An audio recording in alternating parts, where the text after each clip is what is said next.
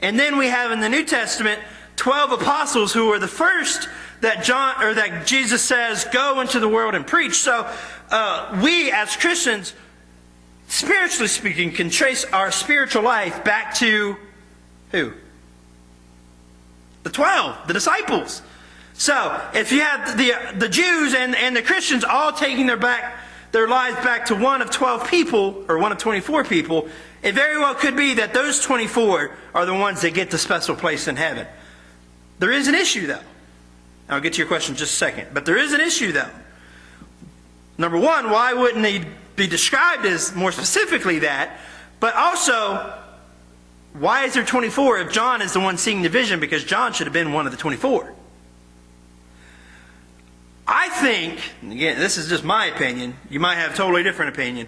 But that is specifically why it's not described in more detail who it is. Because John's seen himself and didn't want anybody to think he's boasting of himself, or anybody thinks that he has a high and mighty attitude.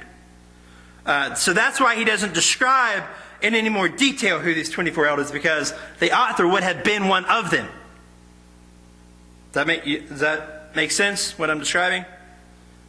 Because John was one of the original 12 apostles. He would have been writing about seeing himself, so he wouldn't want to, describe to himself. And I don't think God would have wanted him to, because that very well could have led to him being boasted about, okay, or lifted up, not because he wanted it to, but because the people would have lifted him up. That makes sense? Okay, Dave, what was your question? No. The one that the other apostles prayed about and was led to replace him would have been Bartholomew, if I remember correctly. Could be Paul, but doubtfully. It probably would have been Bartholomew, the one that was originally replaced Judas. Does that answer your question? Yeah, no, that's a very good question. No, it would definitely would not have been Judas. Okay. Yeah, moving on. Are any other questions about anything before we move on, since we had one? All right, verse 5 says, and out of the throne proceeded lightnings and thunderings and voices.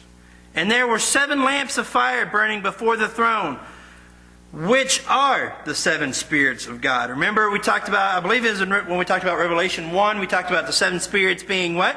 Or who? The what? No, those are the 7 candlesticks. But we did talk about the 7 spirits of God. Anybody remember what that was? Or who that was? Spirit with a capital S? The Holy Spirit. Okay. Remember we talked about, I believe it was in Daniel or Ezekiel, one of those, where the Holy Spirit is described as the 7-fold Spirit of God.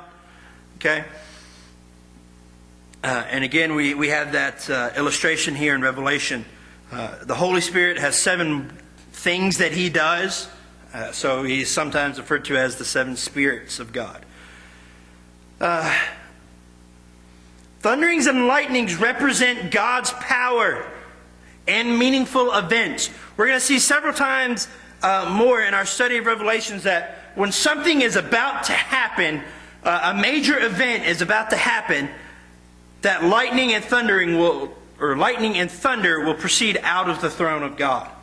Okay? When we start talking about the 3 different sets of judgments during the tribulation period, we'll see how each one of those, or the 7th one of each one of those, is preceded by thunderings and lightnings from the throne. This is a reference to, or not a reference to, but an example of something that was talked about in the Old Testament. In particular, in Exodus chapter 19, verse 16, when Moses is on Mount Sinai, and he is getting the 10 Commandments from God. what happens? Thunderings and lightnings when the Ten Commandments are written on the stone. Okay? Verse 6. Oh, that's what you were pointing at. Verse 6. And before the throne there was a sea of glass like unto crystal. And in the midst of the throne and round about the throne were 4 beasts full of eyes before and behind. Okay, God's control is vast and clear. That's what he's describing here with this. The sea of crystal. It's symbolic, but let's not think just because it's symbolic doesn't mean it's actually realistic there in heaven. Okay?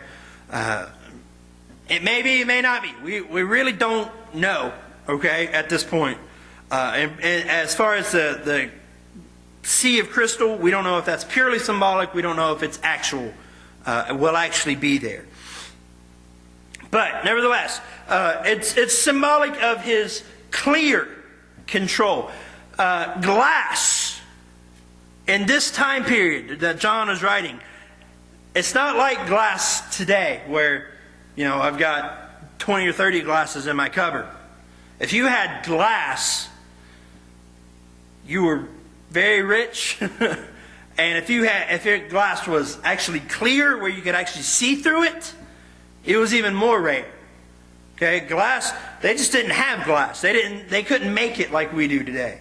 It didn't come along very often. Even the kings mostly drank out of gold. It was easier to find a gold than it was glass to make something to drink out of. Okay, or something to look at out of glass. So it's very rare. It's very powerful. It's clear. That's kind of the biggest thing. Is there's no is it or isn't it? No, it's clear. It's distinct.